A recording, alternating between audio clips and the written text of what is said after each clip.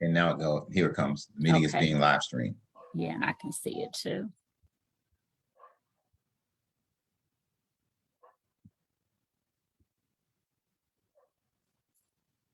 Happy Tuesday, everybody. Happy Tuesday. We are here for episode 6 of Realtor Life with Donell and Sharon. And as usual, we are excited to be here. We have another great, relevant topic to talk about tonight. And hopefully you'll get something out of it. I hope so. So we always like to preface our podcast, whatever you want to call this thing, webinar, by stating that the reason we decided that we wanted to do this is because we know that there are agents out there who have lots of questions. They might feel like they're not getting answers to their questions. Maybe they just are afraid to ask the questions that they have because they don't want to feel dumb. And, you know, there is no dumb question. Not at all. But, you know, some people are just, you know, a little bit afraid or embarrassed to ask certain questions. So given our experience, we wanted to share what we've learned, mistakes that we've made, obstacles that we've had to overcome as we navigate this amazing profession of being a realtor. That it is. Yeah. It is sharing it's definitely something that we again, I just like to tell people we're not gurus. We are trying to bring relevant information. And if some of the information may be repetitive or redundant, and if you've heard it before, it's okay. I'm sure at some point we're going to hit a topic that is either interesting, funny, or relevant to what we do or what that person does. But we're real people in the real world, and we have real life experiences, and we're just sharing. And hopefully we can help someone to just look at things from a different perspective, or educate them on something that they didn't know about. It could be something that a document that you've read 1,000 times, but you really didn't quite understand it. Yeah. But tonight's topic, I think, is going to be very interesting because it's going to show people some things that we've learned through experience and through financial investment, we'll say. We won't say loss, but it's been an investment and a learning experience. And that is this big topic of leads and contacts and all of that. What is it? What are good ones? What's the difference between a lead and a contact? And what are some things that you can do to minimize your cost? And I speak from a position of experience, unfortunately. But there are some low cost, effective ways to generate leads for your business. That's right. So Donell, why don't you start us off? Let's delve into the difference between a lead and a contact. Sure. Great place to start.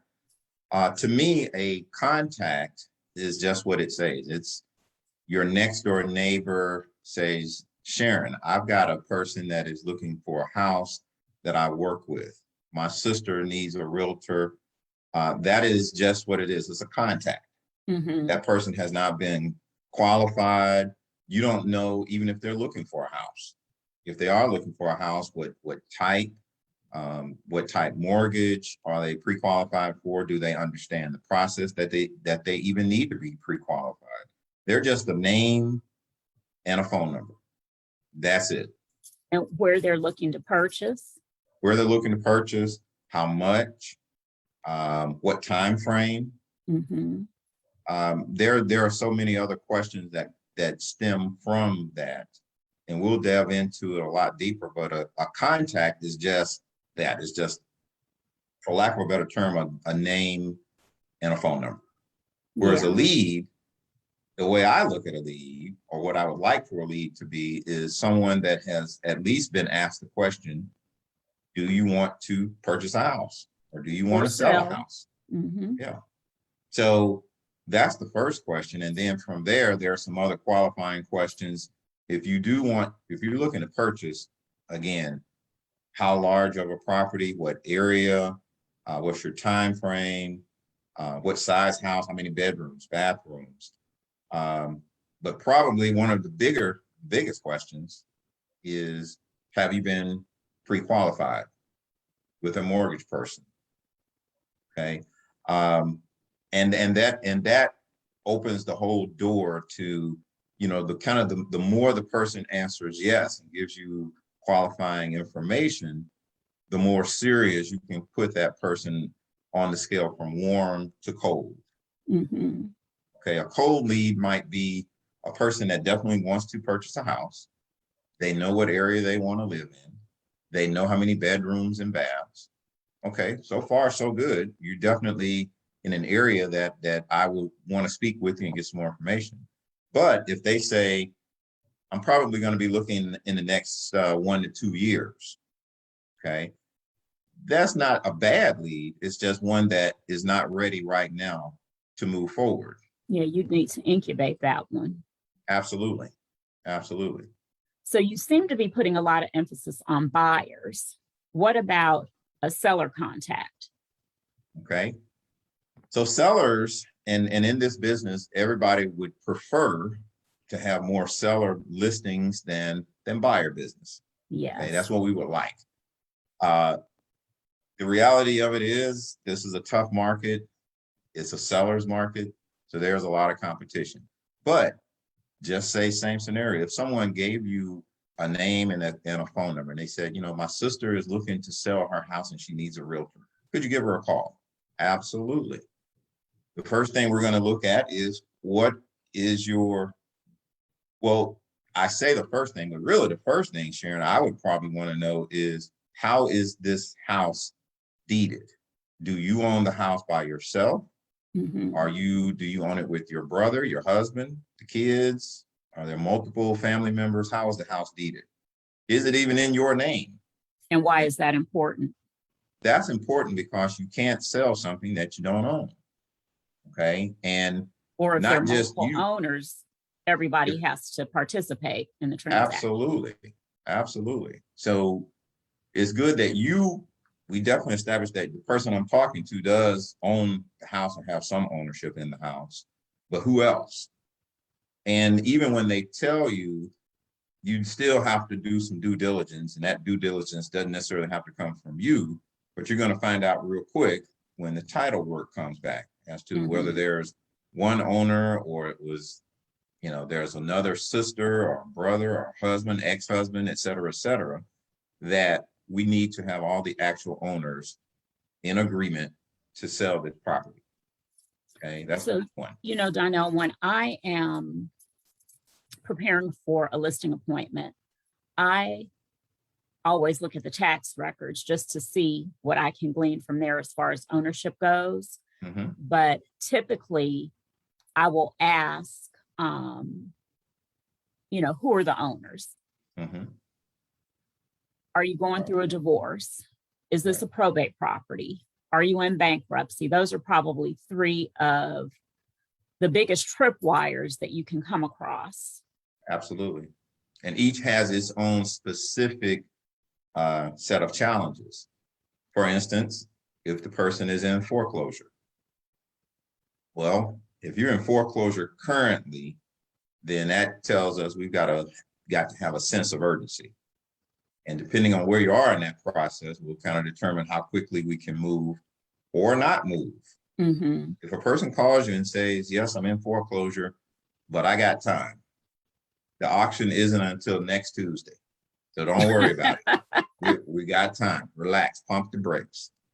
Well, and my next question would be, if it's next Tuesday, why do you think we have time? Next Tuesday is 7 days away. Oh, well, I haven't made a mortgage payment in 2 years and they haven't done anything. So what's another 7 days? Mm-hmm. There are a lot of assumptions and we can't, we need to dig a little deeper. But another one you mentioned is bankruptcy. What's the special deal with bankruptcy? I mean, Well, how does that affect us? well, when someone files bankruptcy, and I think we're getting a little bit, off topic, this is really a part of qualifying Right. a This is seller qualifying. lead. But when someone has filed bankruptcy, all of their property, both real and personal, becomes property of what is called the bankruptcy estate. So although they own it on paper, the bankruptcy trustee, has taken over control of all of their assets. Like I said, both real property and personal property. And so that means that the property cannot be sold without authorization of the bankruptcy court. And there's a whole process that you have to go through to get that authorization. Sure. What we're showing though is again, going back to that first qualifying question, who owns the property? And where we're going with that is who has control to make decisions on the property. In bankruptcy, like you said, it's a little different horse, so to speak, but the control has shifted or changed. Right. And of course, the next thing is, once you determine who owns the house, setting realistic expectations. This market we're in now is very unique in that, okay, I'm definitely talking to the person that owns the house, and they definitely understand to a degree how much their house is worth, to a degree. But even then, there are some expectations that need to be set. And you're smiling because I know I'm sure you know where I'm going with this. Oh yeah. Just because you own a doghouse out back doesn't mean that you're going to be able to put a sign up and put it on the market for $500,000. Okay. It still comes down to what will the market pay for your house? And Right. that is not just you set the list price, the market sets the sales price. Absolutely. Absolutely. We can list it for 500,000. But unfortunately, you're in a 1,200 square foot home that needs a lot of repair. You've got 0.1 acres, a 1-bedroom, 1-bath house. We still got to look at comps and things of that nature. Right. Right. Okay. So, but anyway, again, just to kind of get back to what you asked, there are certain questions that we would ask and qualify the seller and set How expectations. much do you owe on your mortgage? That's a big one. Yeah. That's a real big one. Yeah, because if they don't have enough equity in the property, that could impact their ability to sell, especially if they don't have money to bring to closing. So when you think in terms of the possibility of paying closing costs, the real estate commission, property taxes, and other fees that are the seller's responsibility at closing, if they're looking at bringing money to the table and they don't have any, that could be a problem. And just educating them on one big cost that's important to us is the commission. Right. And, we can list our house, but we don't work for free. And the agent that we're going to work with doesn't work for free. So that money has to be accounted for. So there are a lot of things that kind of go into that. Okay. So Donell, I guess we've covered like the difference between, I guess we really haven't gotten too much into a lead. We kind of went a little bit off track. So the contact is basically just a casual type of referral when someone, maybe a family member or friend, somebody from the gym, whatever, tells you that they know someone who might be in need of a realtor. Yeah. So what is a lead? A lead to me is someone that has gone through some type of qualification process, some screening, so to speak, by someone. Doesn't necessarily have to be you. It could be a company that has qualified the person, gotten them to some level of accessibility, and has some information about the person. At a minimum, at a very minimum, they've determined that the person does in fact want to be contacted. Okay. at a minimum.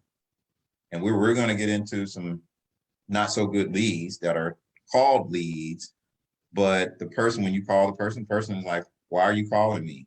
I'm not looking to buy or sell. Where did you get my Yes. information? Yes. Or the other one, which is just as bad, is you're the seventh person to call me about listing my house. Right.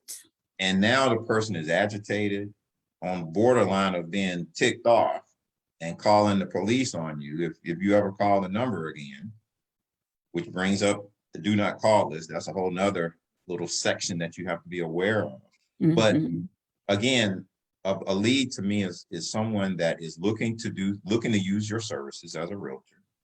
They have been already contacted or pre-qualified or screened to determine that they have an interest. Now, whether they're a good lead or a bad lead, that's a different story. That will kind of come from some of those qualifying questions. Okay. So let's talk about, like, well, let me put it this way. In my mind, leads fall into two categories. Okay. You have, and maybe I shouldn't even say leads, lead companies fall into two categories. You have those that want to charge you for the leads on the front end. And that could be a monthly fee and you're going to get so many leads. It could be a per lead fee. So if, like, I dealt with one company where I could pay them, like, I don't know, I could set what my budget was for the Okay. month. And if I set a budget of $50, that might get me 2 leads for the month or for the week or something like that. But you have those where you pay upfront for the leads. And then you have those where you pay when you close, more like a referral fee. And over the years, I have really rejected paying for any leads up front. I expended a lot of money paying for leads up front. And when I first started doing it, I don't even remember how many years ago, I actually did pretty good, but that was really, a fairly new thing for agents to be doing. And, over the years, more and more companies have gotten in on it. And some of these companies ask for ridiculous amounts of money. And, they try to tweak it so that it's a little bit different. Like there's some where you pay on the front end for leads in a certain zip code. Right. But these days, if I'm going to get involved in any type of lead referral service, it's going to be where I pay when I close. And usually the referral fee is somewhere between 25 and 35%. What's your position on paying up front versus doing the referral fee? Excellent question, Sharon. I'm glad you asked. You talk about personal experience. I definitely have some. Now, this is the one time in all of our podcasts, I would say I am a guru at leads and what not, more of what not to do with leads and what not to do. I can share that. Okay, well, let me interject something. I know I told you. I know I did. Yes, I do recall you may have casually mentioned that once or twice or 100 or 200 times, somewhere in between there, somewhere between 100 and 200. Okay. So I'll just say, let's just sum it up because we don't want to spend a lot of time on it. But when I first became a realtor, and I think this is one of the things that these companies prey on. They know that there are a lot of realtors, especially new realtors, hungry to get business. Absolutely. Okay, because you probably expended a certain amount of money just to become a realtor. And you're looking for a way to recoup that money, but more As quickly as importantly, possible, as as quickly quickly as as possible. possible. Absolutely. And you're probably more importantly looking for a way to make the big bucks.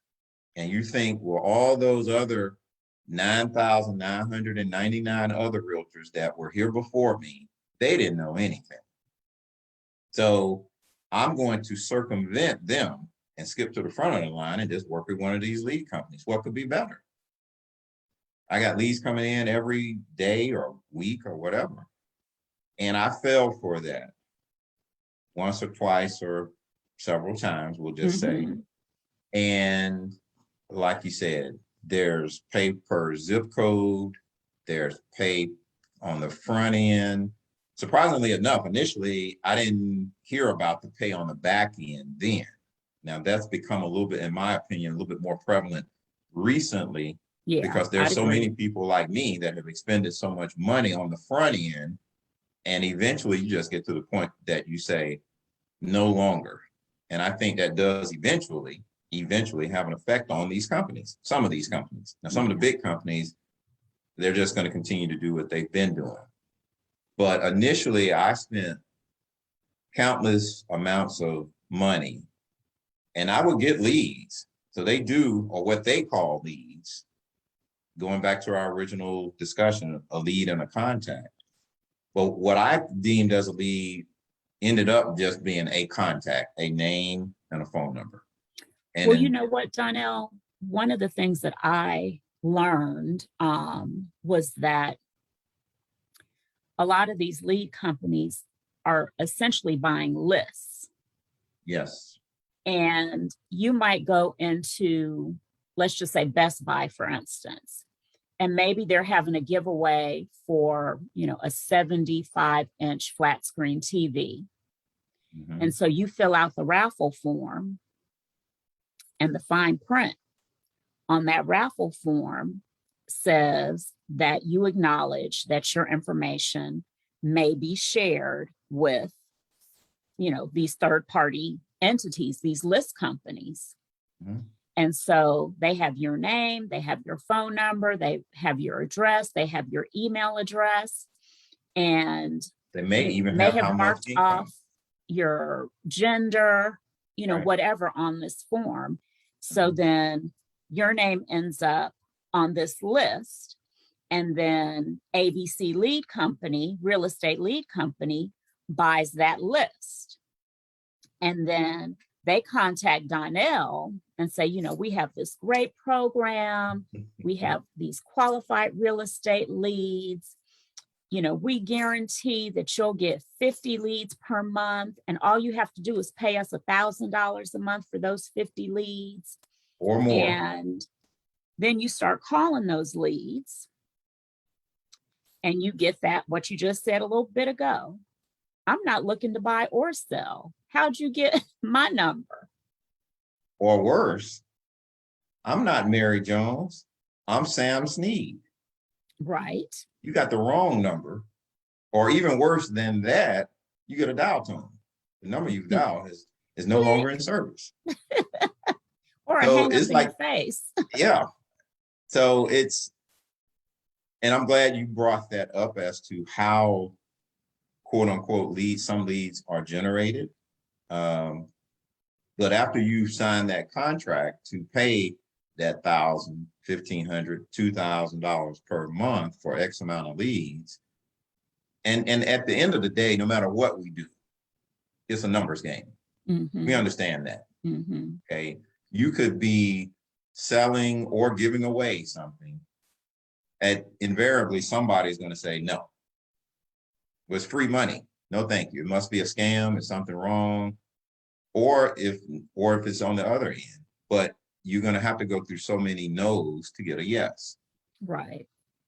But at some point, when you've gone through 400 quote unquote leads, and only 5 of that 400 is even the right person interested in looking at real estate, even though they may have been looking a year ago, and they're no longer looking, or they just bought a house, you kind of recognize these are not quality leads. Okay, so it took a while to get to that point. And again, if you keep banging your head against the hard wall, eventually you're going to figure out it's not going anywhere. You got to Right. come up with a different process. Right. So that was my scenario. And eventually you just kind of look at what are some other ways that I can approach this, because leads or lead generation is an integral part of the realtor business. You got to have fresh blood. You know, yes, initially you're going to start with your local, your sphere of influence, people that you know, people that trust you, so on and so forth. But eventually you're going to run out. And then you're going Absolutely. to have to, you got Your to have a friends new, and family cannot sustain you. And I don't care what kind of business you're in. If you're selling Mary Kay, if you're selling, I'm going to go way back old school, Shackley. oh my, exactly. You You know, might as well if throw Amway in there. exactly, you know, if you're an insurance agent or whatever, your friends and family are not going to sustain your business. So it is imperative that you find a way to put your name and your face and your brand in front of as many people as possible. Correct. And so, you know, like one of the things that is very common, I will say that I probably get at least one call per week from someone wanting to help me generate leads on Facebook. Oh, absolutely. It's a big one. And I don't need to pay anybody to help me generate leads on Facebook because I have a system that I can use to help me generate leads on Facebook that is so much cheaper, so much more inexpensive than these lead generation companies. And when you think that they're giving you something special that you can't do yourself, you are absolutely wrong. It will cost you a lot less to get a bot, to get your CRM, to maybe take a class to show you how to set up your bot, to get the copy for your ads, than you would pay this company to generate these Facebook leads for you. And the quality of the leads that they're going to generate for you versus what you would generate from yourself will be identical. These are people who are interested, and I've done only buyer ads on Facebook, but these are people who will be interested in purchasing a house, but they may not be ready to purchase a house. Maybe their lease isn't up for another year. Maybe their credit score is a 520. Maybe they're on disability and their income will not sustain a mortgage approval. There could be any number of reasons why they aren't ready. So these are leads that definitely have to be nurtured, and you need resources available to help them. That could be credit repair. It could be that they need, they might need a bankruptcy attorney, or maybe they need, they're in the midst of a divorce, but they don't have a divorce attorney. So they might need a referral to a divorce attorney. Maybe they inherited a property and they're wanting to sell, but they haven't had the will of the deceased person probated yet. So there could be any number of things that are hindering the person from either buying or selling. So you need to have your resources available to help them. And my whole point is that just because you've run the ad and you've got leads coming into your bot, people are responding to your bot, they're setting consultation appointments on your calendar, it doesn't mean that you're going to get to the closing table in the next 30 days. That could happen. You're going to come across some that are ready to go immediately. Their credit is good. They just need a referral to a loan officer, and they'll be ready to start the process. But 9 times out of 10, the lead is going to need to be nurtured. So you've got to have the wherewithal to do that. And I will be the first to admit that I am not always the best at doing that. Mhm. And Well, before you go further, Sharon, you bring up a couple of points. I mean, that opened up a whole area that let's just dissect very quickly. One, the first thing, and this is something that we have tested, one of us took the time to educate herself. One of us took the time to get on Facebook, and they were more familiar with Facebook than the other of us and more comfortable. And they just took the time and learned how to do it and implemented it at a very reasonable cost. One of the other of us took the opposite approach and paid someone to do those things. And I know a person would say, well, why, if you could do it yourself? That's kind of the whole, we're in that world, that society. We are a quick fix, convenience type of people, I'll say. Mhm. And we do get distracted by the shiny, the shiny object over here. And if there's one, from a time perspective, and companies know, one, most people don't know how to do it. Two, most people don't have the time to learn how to do it. And three, most Or the people wherewithal. are the wherewithal. Right. So there's a market for offering that convenient service. Mhm. And yet that goes in pretty much any industry that exists. You can give people a hammer and a nail and say, go build your house or fix your washing machine or whatever. Or we can put one on display that's already done, and you can just buy this one for a 400% markup. Mhm. And most people, one of us included, tends to just, if it looks good, this is great. Surely the other 10,000 agents haven't thought of this. And this company sounds good and can do all that they say. And at the end of the day, what it really comes down to, Sharon, again, we tested this. I paid money to have someone do it, and I did get leads. I got a lot of leads coming in.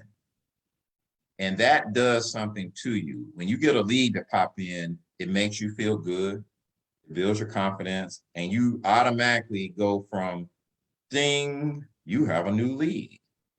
Whereas really just the name and a phone number and some information about the person.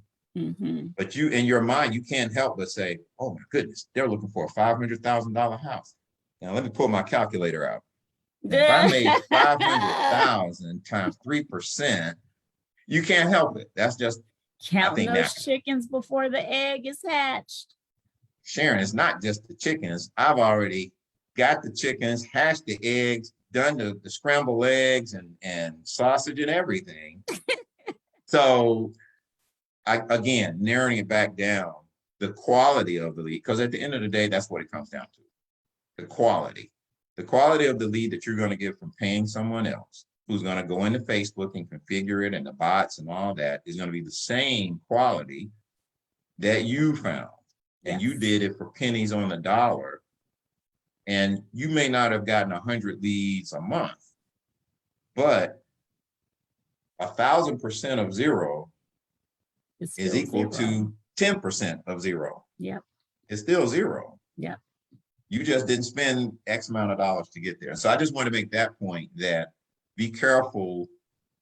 Sometimes things sound too good to be true, and they probably are. But then you also mentioned some other things about the types of leads. And I just wanted to just kind of bring that, break it down into a bite-sized morsel that people realize. And we're not saying that there aren't some things that are clearly better than others. And this area tends to put you in a much better position than paying someone else to do the same thing. And if you're consistent, even in your scenario, I know it's a numbers game. You may be getting good leads.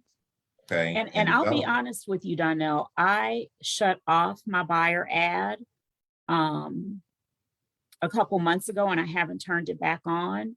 And the primary reason is because of the market that we're in. Absolutely correct. And I have, maybe a half a dozen buyers that I've been working with for several months now. And, it's just difficult.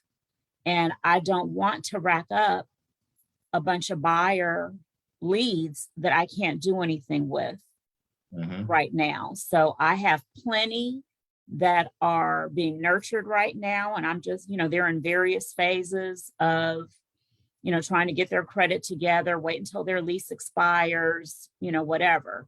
So those are good to go. Sure. But I just didn't want to keep, bringing people in. So I have like 5 or 6 that are actively looking right now. And then probably another 24 that are in some stage of incubation and nurturing.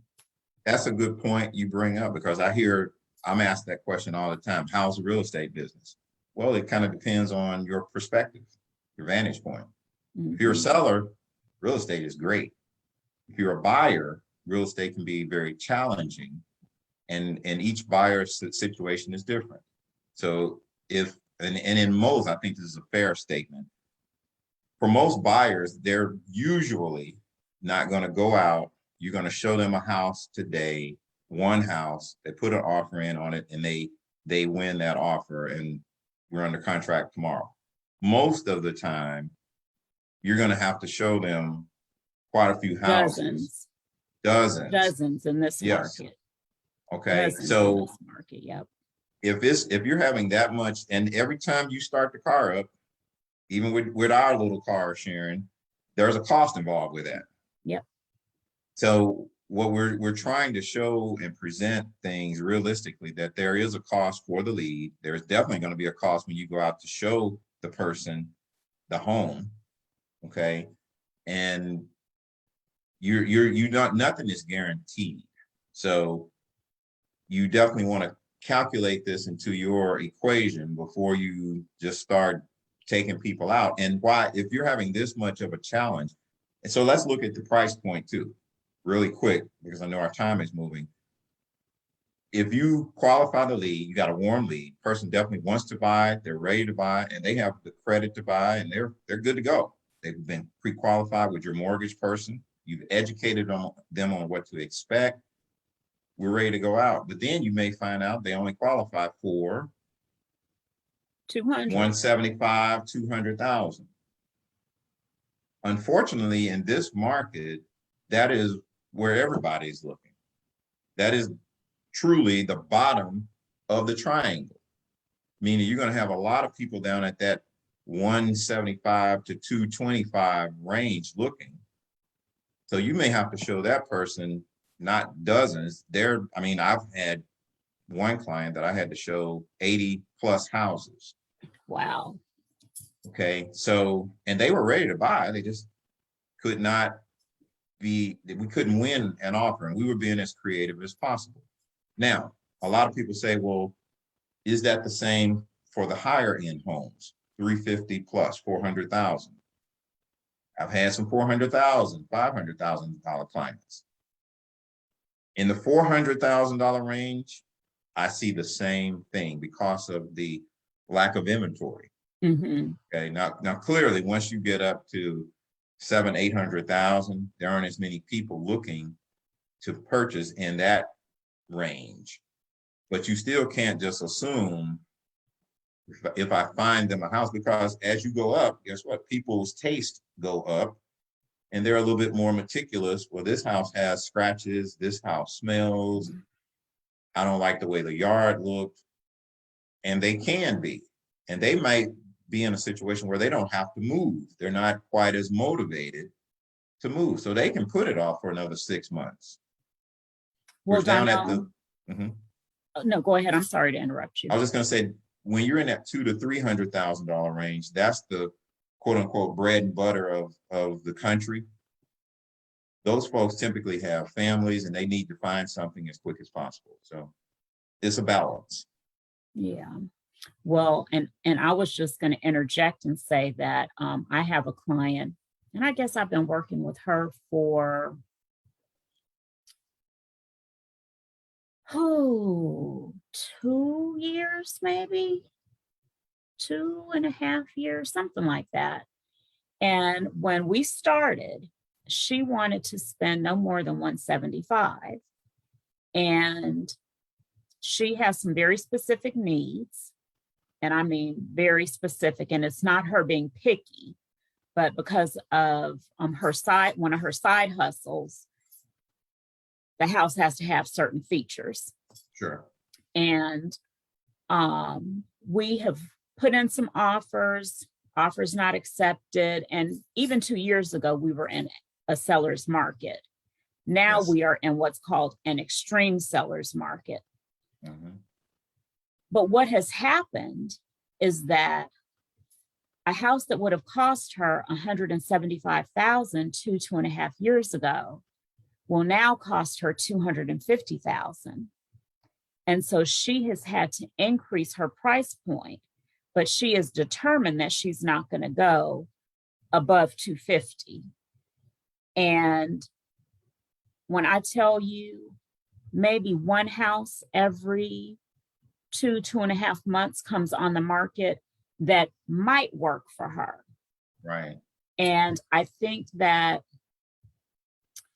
God, it's probably been a good, this is September, probably about 5 months since we have made an offer on a house. Wow. And that offer, she offered $260,000 for the house and was going to pay $10,000 above her pre-approval in cash. Mhm. And when she talked to the loan officer and he told her what her monthly payment would be at $250,000, she got cold feet. Mm. But she has since, I think she came to regret that she withdrew that offer. But she has since reconsidered and said that she is willing to go up to $250,000. Yeah. But it's just crazy. It really And is. one of the things that so many buyers will ask you in this market is, well, should I just wait until the price goes down? Well, there's a danger in waiting, because Absolutely. if the market changes, when it changes, because it's going to change, it's just a matter of when. When the Sure. market changes, what's the likelihood that the interest rates are going to start going up? Absolutely right. Yeah. So you might be looking at a house that's listed at $350,000 today, and your monthly payment, let's say, would be $1,400. Mm-hmm. The market changes, price goes down to $300,000, but the interest rate goes up to 4.5%. Mm-hmm. You might be looking at a payment of $1,600.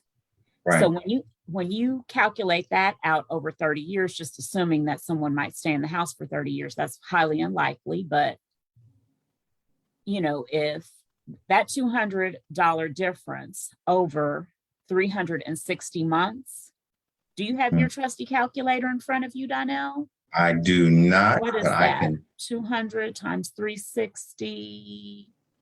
Okay, I have it. Let's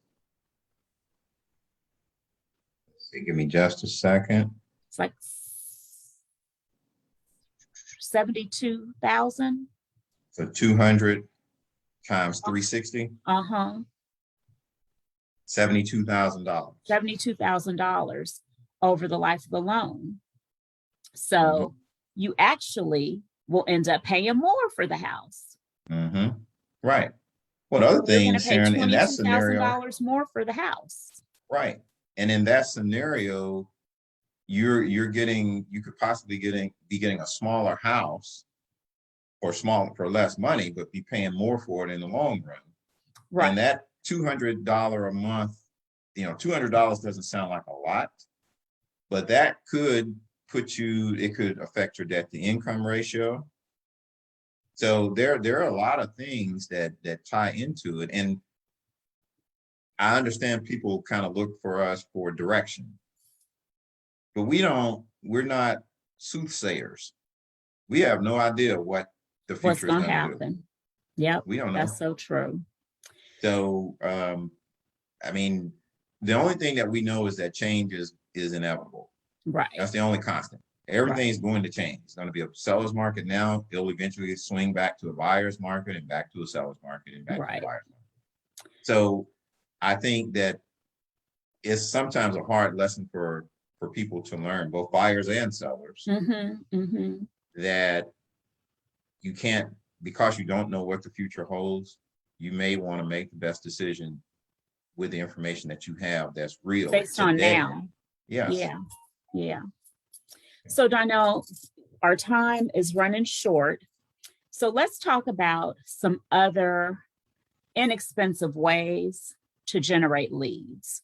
So like when we're talking about running the Facebook ads, one of the beautiful things about running your own Facebook ads is that you set your budget.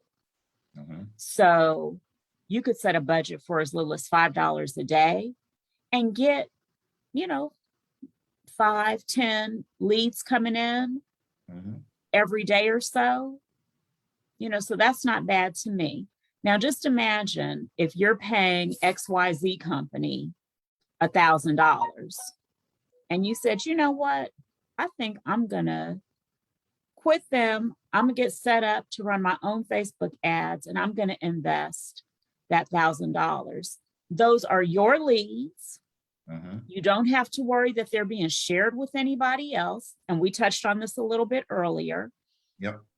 Because sometimes these lead companies are selling the same leads to 5, 6, 7 realtors or more. And that's why you call people and they say, you're the 7th agent that's called me. Why are you harassing me? Why are you guys harassing me? Right. So, that's one way to do it, running your own Facebook ads, your own social media ads. But one of the other things that you can do is get involved in your community. So if you live in a subdivision that has a homeowners association, do you contribute to the newsletter, assuming that the association has a newsletter? If they don't have a newsletter, have you ever volunteered to create one? Right. And even if you don't live in a community that has a homeowners association, maybe you could start sending out a monthly or a quarterly newsletter to people in your community.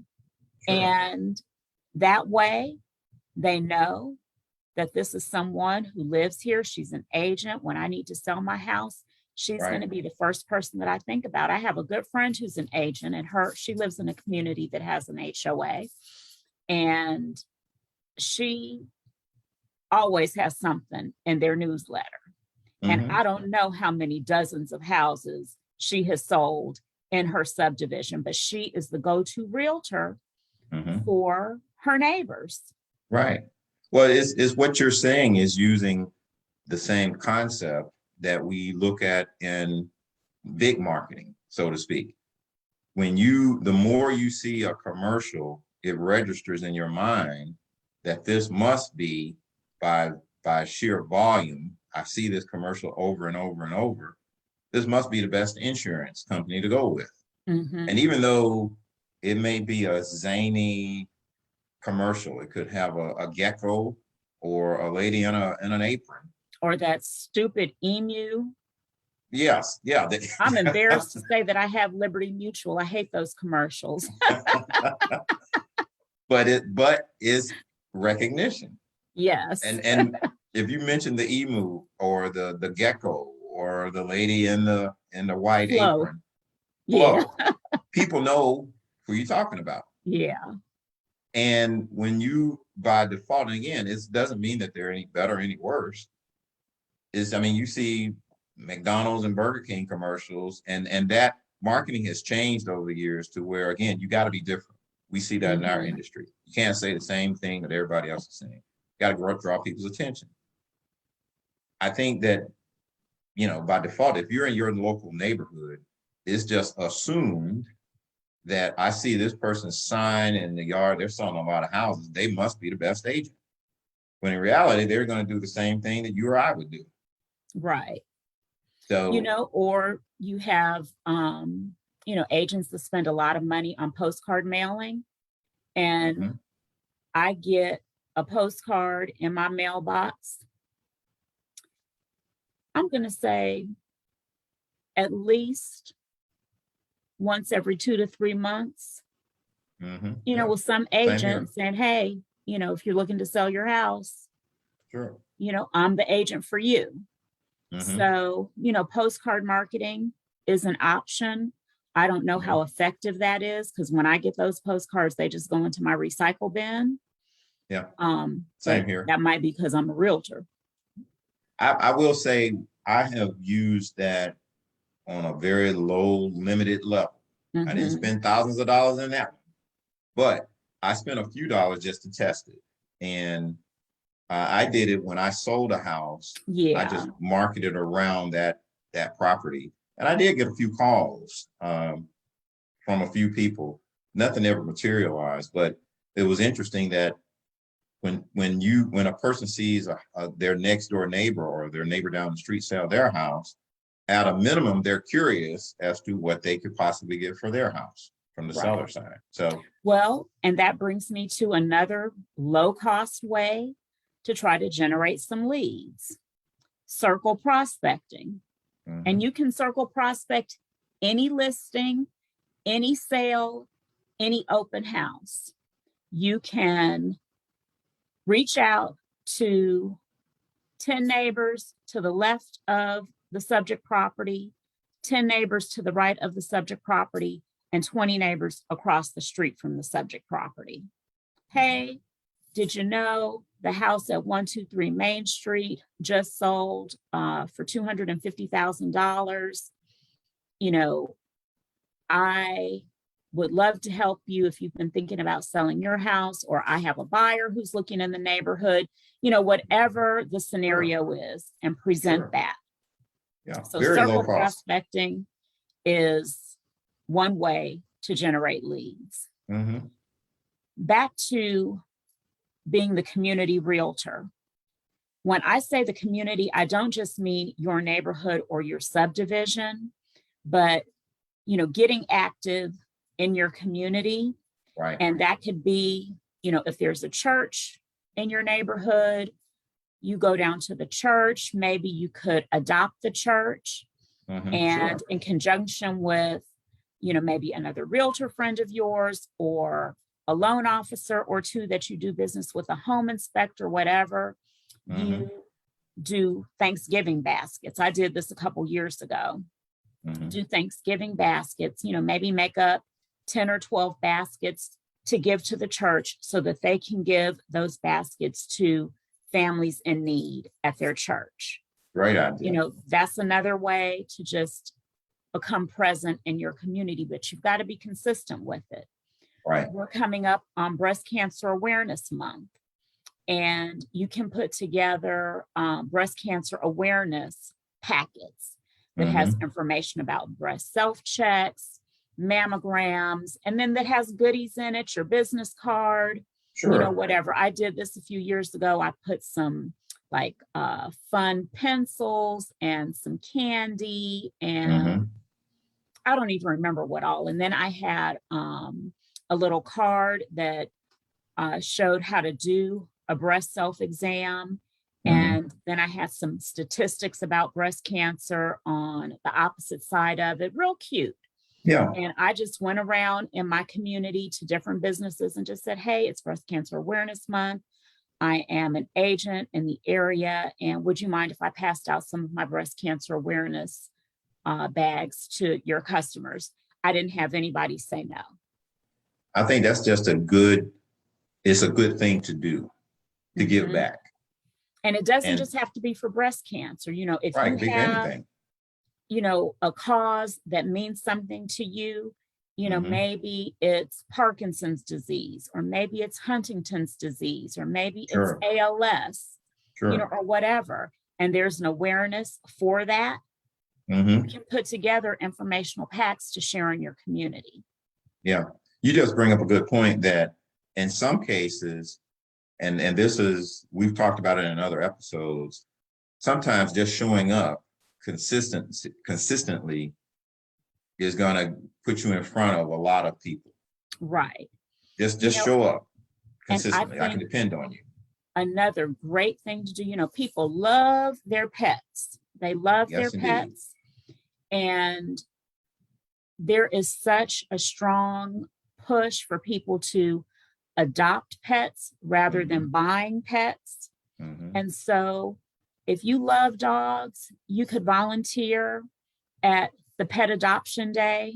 You know, if there's a shelter in your area, you know, reach out to them and let them know, hey, the next time you're doing a pet adoption, I'd love to come and volunteer, you know, Yeah. and just get involved.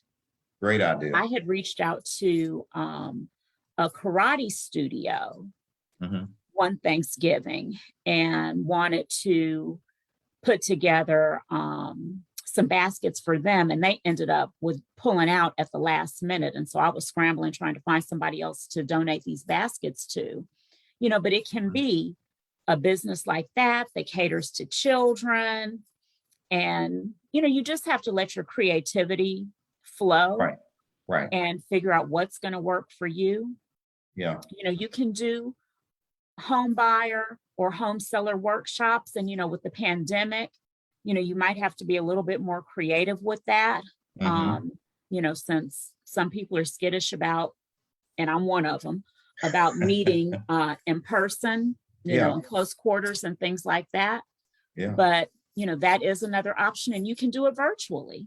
Absolutely. You know, you can get on Zoom and have a home buyer workshop or a home seller workshop. Sure. What all the things that you're saying are basically saying, don't go and ask people, help me out in my business. We're putting ourselves out, just use the reverse and help someone else with something, whether it's education or a good cause or an organization. And by doing so, by default, you're going to, if you help enough people, you're going to meet your goals anyway. Right. Absolutely. And that, it's just a good thing to do.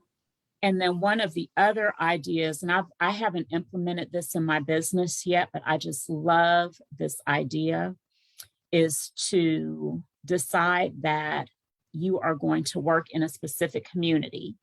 So let's just say that you live in Avondale Estates. And this applies no matter where in the country you live, but I'm just using a little enclave here in the metro Atlanta area called Avondale Estates. And Avondale Estates is really in a regentrification kind of cycle right now. So there are a lot of new condos going up, new businesses being, you know, plazas being built and what have you. Well, one of the things that you could do just to make your face known is to say, you know what, every Thursday, I am going to go to a different business in Avondale Estates, and I'm going to deliver pizzas, or I'm going to deliver coffee and donuts or whatever for the employees. And when you go to make that delivery, you know, you could have an informational flyer about, you know, the latest trends in Avondale Estates, latest real estate trends in Avondale Estates. Right. Something informational. And, you know, and just be on a rotation. So they know that every 6th week, Sharon is showing up with something for us, you know, and they will start looking forward to seeing you. Absolutely. Plus, after you've done it enough, other businesses are going to want, hey, Sharon, you do this with this business. Can you do something like that for my business? Right. Right. Yeah. And I think it's a great idea. Some of those people are going to say, hey, you know what? There's this realtor that brings us, you know, treats, you know, every 6 weeks. And I'm ready to buy a house, or I'm ready to sell a house. I'm calling her first. Absolutely. Yeah. You know, and she comes with information and with food. Yeah. So it's a win-win. Yes. And so my whole point is that there are a lot of inexpensive ways to generate your own leads, to build your brand, and to get involved in your community. And I think that we should all be taking advantage of those opportunities. And there are no shortcuts. Just because you pay money for something doesn't necessarily mean you're getting a better quality lead or process. And the one good thing about our industry that I love is that there are so many resources for information. Yeah. And even though the industry's been around forever, you can always bring something new to the table with your creativity. And with social Absolutely. media, the sky is the limit. The more creative you can get, again, keeping in mind, watching your marketing and legal aspects of it. But there are so many ways to touch people. And you just brought up a lot of great ways just to be a good citizen in the society. Yeah. I mean, the more you give, people are going to recognize that. And I think in this day and age, people are looking for someone that's going to bring something positive and energetic, and they're not looking to get anything from you. I'm just here to give information. I don't want anything from you. But if you do that on a regular and consistent basis, people will want. It's attraction marketing. Exactly. They want to be associated with you. Yep. Yeah. And just like my last 2 cents is one of the things that I always tell new agents who ask me, like, oh, how do you get leads? What's the best way to generate leads?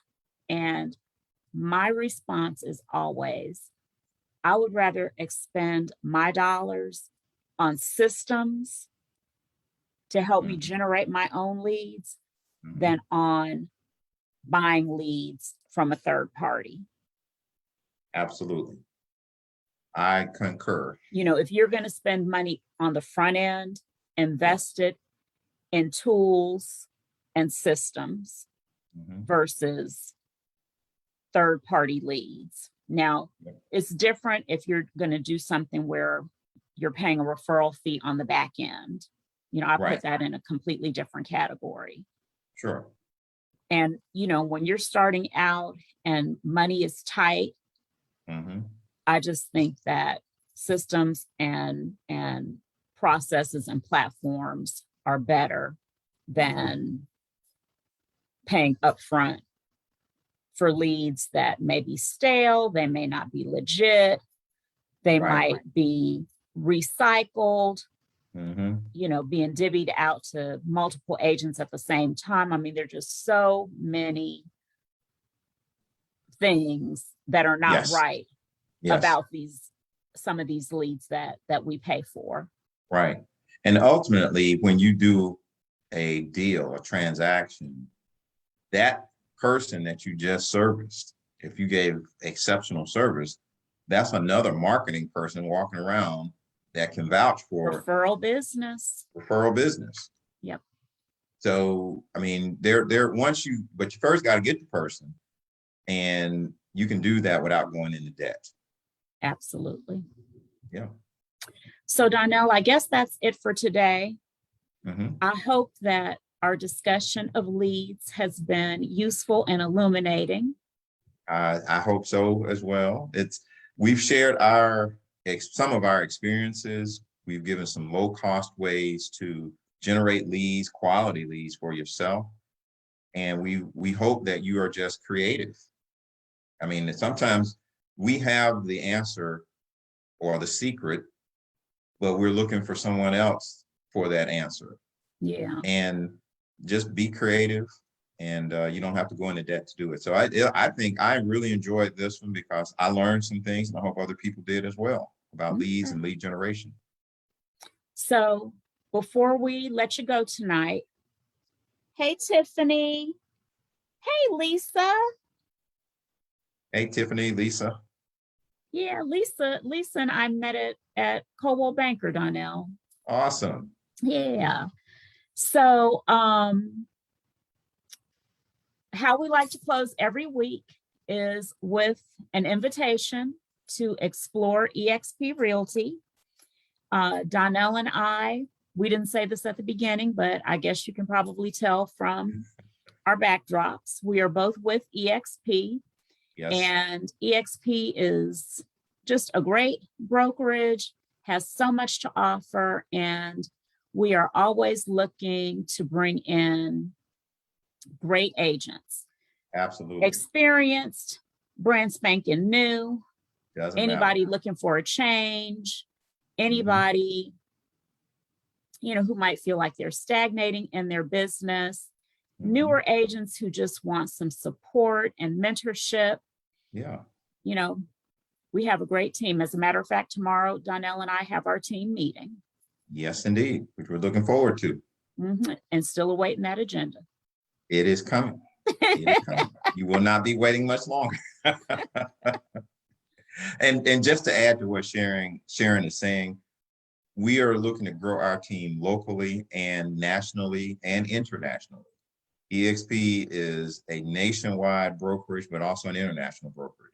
We're in 13 countries, too many to name specifically, but if you know someone in another country, chances are eXp is either already there or they will be there very soon. So just to reiterate, if you're looking for an exciting front, proactive brokerage doing new things and exciting things like this webinar, please reach out to us. We're going to put our contact information in the chat window and reach out to either me or Sharon. We would love to speak with you about how we can work with you to grow and expand your business and your brand. Absolutely. And, eXp has a lot of great things to offer that most other brokerages don't offer. And yes, I'm not going to spill the beans because this is not going to, we're not going to go into a bunch of recruiting, exactly. rah, but we just want to extend the offer to you. If you're curious about eXp, reach out to us and we'd be glad to chat with you and answer any questions that you might have and provide you with some additional information about what eXp has to offer. Absolutely. So we will say our goodbyes and our good nights. Thank you so much for tuning in. If you're watching the replay, feel free to drop any questions that you might have in the comments and I will get back to you. And I don't know if Donell is going to share to his Facebook page or not, but if he shares to his, he'll get back to you as well. Absolutely. So, that's it for tonight. Thank you for joining, everyone. Take care. Bye-bye.